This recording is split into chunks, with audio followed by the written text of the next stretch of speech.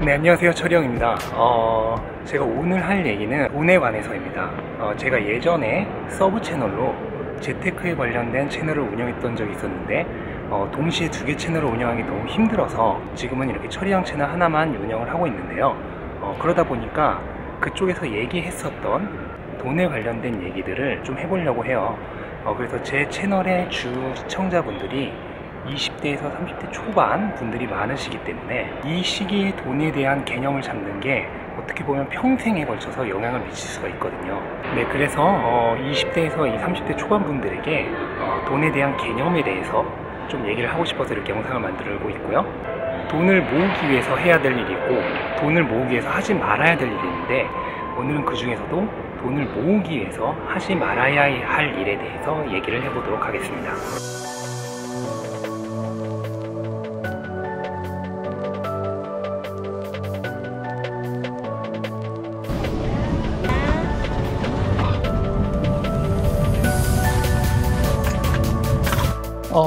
돈을 모으기 위해서 하지 말아야 할 것, 여기에 대해서 첫 번째로 얘기할 게 바로 소비입니다. 일단은 소비에 대해서 얘기할 때 꼭 얘기하고 싶은 게 하나 있는데, 소비를 줄인다고 해서 부자가 되는 건 절대 아닙니다. 근데 이 얘기를 왜 하느냐, 소비를 줄인다고 해서 부자가 되는 것은 아니지만 부자가 된 사람 중에 돈을 펑펑 써서 부자가 됐다는 사람은 제가 거의 본 적이 없습니다. 원래부터 돈을 많이 물려받은 사람이 아니고서는요. 그래서 요즘 뭐 좀 유행하는 단어 중에 욜로라는 단어가 있죠. 한 번밖에 없는 내 인생, 행복하게 뭐 잘 살자, 뭐 이런 건데, 그 사고방식 자체는 저도 많이 동의를 합니다. 미래에 내가 열심히 돈을 모았다고 해서 그 돈을 뭐 다 쓰고 갈 것도 아니고, 내가 그 언제까지 살지도 모르는데 당연히 뭐 한 번뿐인 내 인생, 지금을 소중하게 잘 지낸 것은 좋죠.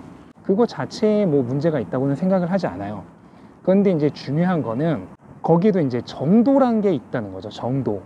그냥 무조건 지금 있는 돈을 다 흔히 말하는 탕진을 하는 것이냐, 아니면은 미래에 대한 계획은 분명하게 가지고 있으면서 그 중에 일부를 이용해서 지금의 소중한 현재도 중요시 하는 것이냐, 그런 정도의 차이가 있다고 할 수 있습니다. 그리고 본인이 그 자기의 그 가치관에 의해서 지금 돈을 많이 쓰고 있다면 그 가치관, 그 사고방식 자체는 별로 문제될 게 없는데, 그렇게 돈을 운용을 해서는 나중에 돈을 많이 모으기는 힘들다는 거, 이거는 분명히 인지하고 있는 상태로 돈을 써야 됩니다.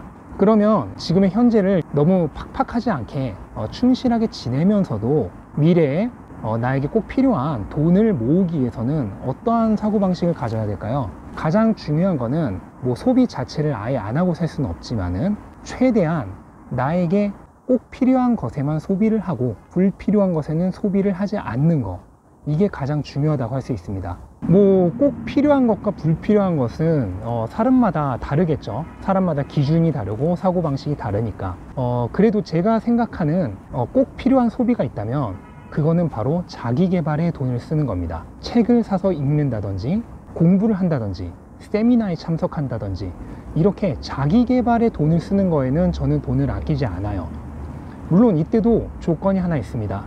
바로 그 자기 개발에 들어가는 돈보다 미래에 훨씬 더 큰 수익을 얻을 수 있다고 생각될 때입니다. 제가 예전에 영상에서도 한번 얘기한 적이 있는데, 돈으로 돌아오지 않는, 즉 수익으로 환수되지 않는 투자는 투자가 아니고 소비입니다. 자기 개발, 자기 투자라는 명목하에 돈을 쓰지만 그게 내가 쓴 돈만큼 돈으로 다시 돌아오지 않는다. 그러면 그거는 투자가 아니고 소비예요. 그러면 불필요한 소비는 뭐가 있을까요? 그냥 쉽게 얘기해서 사놓고 내가 잘 쓰지 않는 것들, 이런 거는 전부 다 저는 불필요하다고 생각을 해요. 사놓고 내가 자주 쓴다, 그러면 그거는 남의 눈에는 불필요하게 보일지 몰라도 나한테는 필요한 거라고 생각을 합니다. 근데 내가 사놓고도 잘 안 쓰는 애들이 있어요.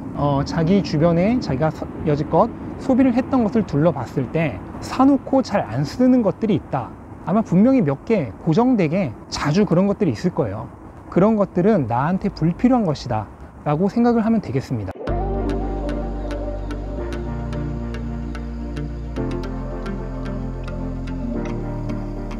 Hey, it's amazing, the subtle games that you are playing, and you don't even know I exist. 네, 돈을 모으기 위해서 끊어야 할 두 번째, 만남이 불필요하고 만나기만 하면 돈을 많이 쓰게 되는 친구입니다.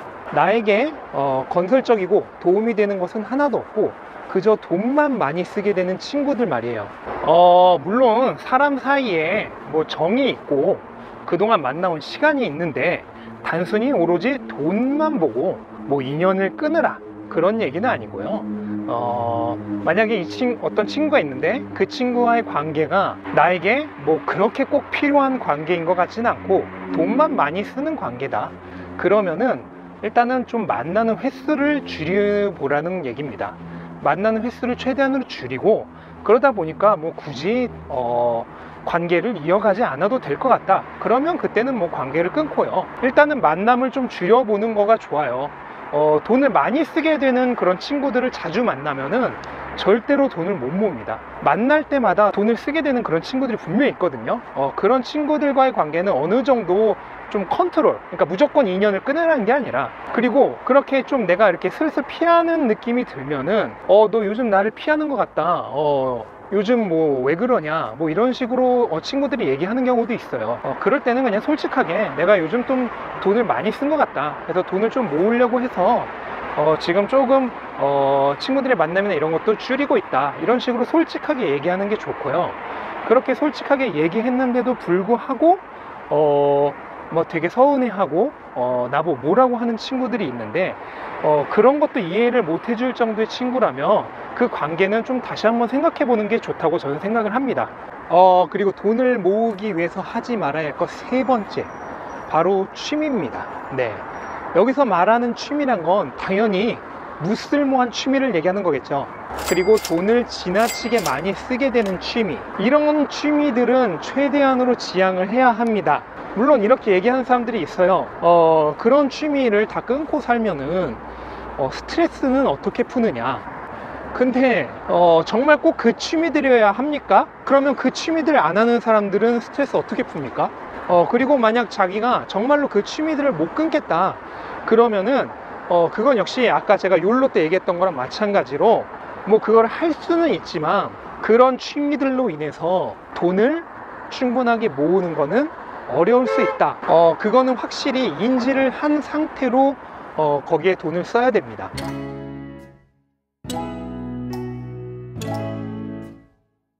네, 그리고 돈을 모으기 위해서 끊어야 될, 하지 말아야 될 네 번째, 그것은 바로 저축입니다. 내 돈을 모아야 되는데 저축을 하지 말라고요? 어이없어 하시는 분들 분명히 계실 텐데요. 제가 여기서 말하는 거는 저축을 통해서 돈을 모으지 말라는 소리가 아니라 저축을 열심히 하면 돈을 모을 수 있을 거란 마인드를 끊으라는 얘기예요. 저축 자체는 분명히 아주 훌륭한 돈을 모으기 위한 수단입니다. 일단은 내가 강제로 돈을 은행에다 넣어 놓으면은 당연히 돈을 쓰는 게 불편해지고 돈을 쓰기 어려워지니까 돈을 모으기 쉽게 되겠죠. 이거는 당연한 겁니다. 근데 문제가 현재 은행의 예금이나 저축 이자가 2%도 안 되는 경우가 허다합니다. 근데 실질 물가 상승률은 매년 그 이상을 오르고 있어요.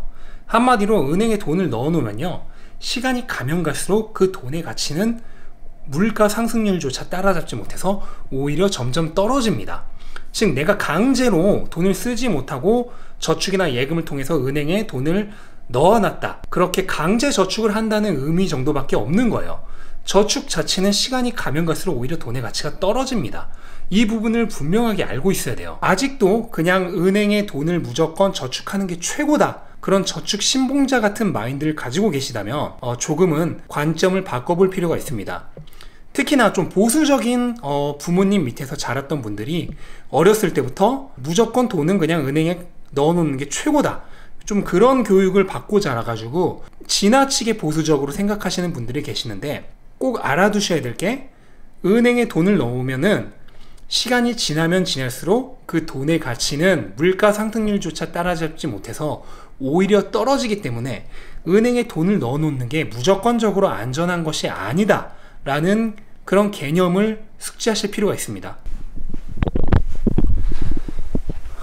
그리고 단순히 그런 적금이나 예금만을 얘기하는 것이 아니라 여기에는 청약이라든지 보험이라든지 연금이라든지 이런 것도 다 포함을 해서 얘기를 하는 겁니다.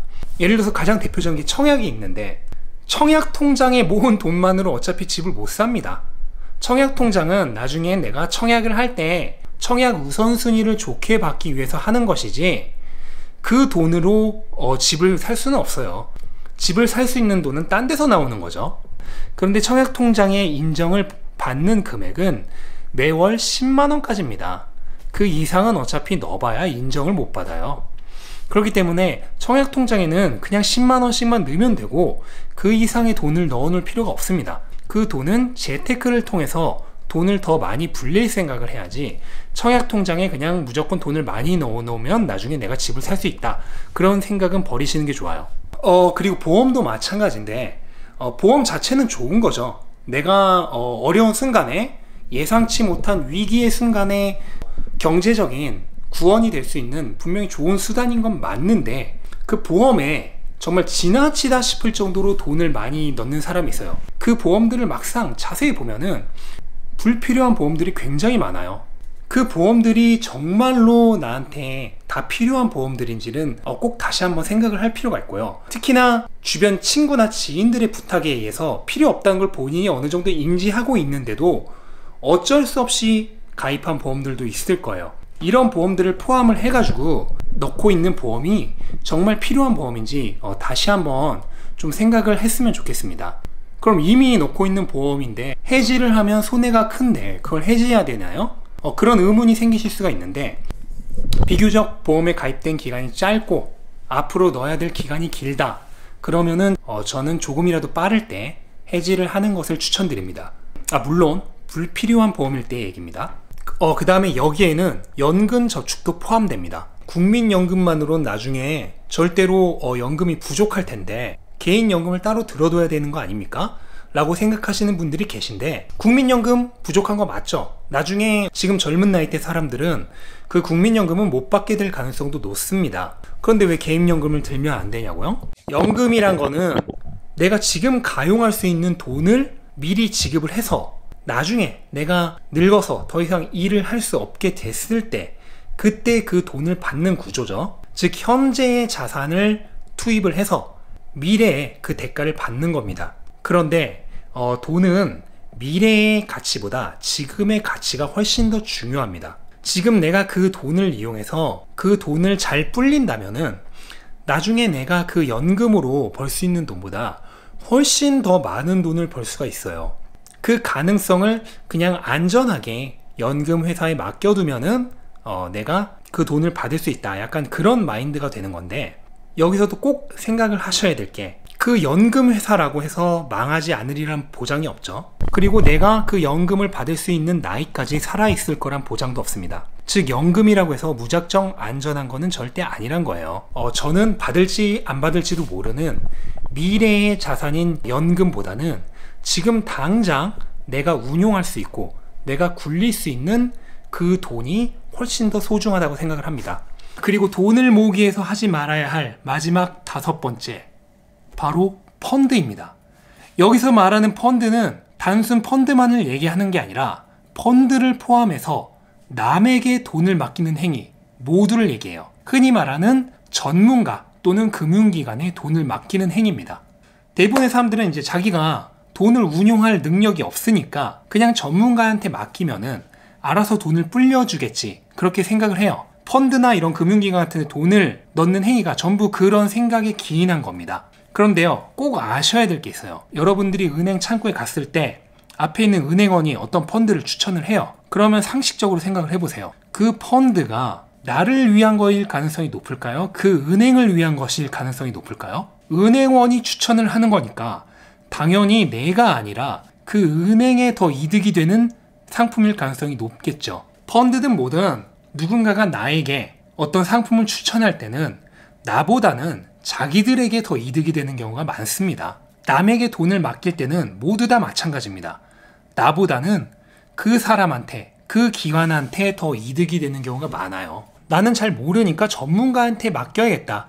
그런 생각은 무조건 버리셔야 됩니다. 내가 돈에 대해서 잘 모르고서 돈을 모을 수 있는 사람은 없어요. 단순히 남한테 맡기면 된다? 그 마인드는 무조건 버려야 됩니다. 얼마 전에 그 DLF 사태라고 있죠. 파생 상품의 일종인 이제 펀드인데 원금이 거의 100% 가깝게 손실이 났던 사태가 있었습니다. 이 사태가 왜 발생을 했겠습니까? 거기에 돈을 맡기는 사람들은 그 사람들이 이제 전문가들이니까, 금융기관이고 전문가들이니까 거기에 돈을 맡겨놓으면 알아서 잘 운영을 해주겠지라고 생각을 하고 맡긴 거예요. 그런데 이런 모든 금융 상품들은요, 기본적으로 손실이 났을 때는 자기들은 아무 책임을 지지 않아요. 반면 이득이 났을 때는 어떻게 됩니까? 꼬박꼬박 수수료를 받아가죠. 손실에 대해서는 아무런 책임도 지지 않고 나의 이득은 상당 부분을 수수료라는 명목으로, 운영비란 명목으로 가져갑니다. 즉 자기들은 손해는 1도 없고 무조건 이득만 볼 수 있는 구조예요. 반면에 우리 같은 일반 사람들은 이득을 보더라도 그들과 나눠야 되고, 손해를 볼 때는 온전히 내가 손해를 다 감당해야 됩니다. 금융상품이란 거는 이렇게 절대적으로 개인에게 불리합니다. 이게 일단 첫 번째고요. 그거보다도 더 중요한 거는 아까도 제가 말씀드렸듯이 남에게 돈을 맡겨서 돈을 벌려는 그 마인드, 이걸 버려야 돼요. 이게 가장 중요해요. 지금 내가 돈에 대해서 잘 몰라, 능력이 없어, 그건 공부하면 되잖아요. 돈에 대해서 공부를 해서 내가 돈에 대해서 잘 알게 되면 됩니다. 네, 이렇게 오늘 돈을 모으려면 하지 말아야 될 것, 끊어야 할 것에 대해서 얘기를 해봤는데요. 뭐 오늘 얘기했던 내용들이 다 그렇지만 대체적으로 이제 마인드에 관한 얘기였죠. 근데 돈을 모으려면은 일단 가장 중요한 거는 마인드 세팅이 되어 있어야 됩니다. 그래서 제가 지금은요, 일단은 마인드에 대한 얘기를 많이 하고 있지만은 앞으로는 이제 좀 더 실질적인 그런 방법에 대해서도 얘기를 많이 할 예정이고요. 더 많은 얘기가 듣고 싶으신 분들은 구독과 좋아요 부탁드립니다.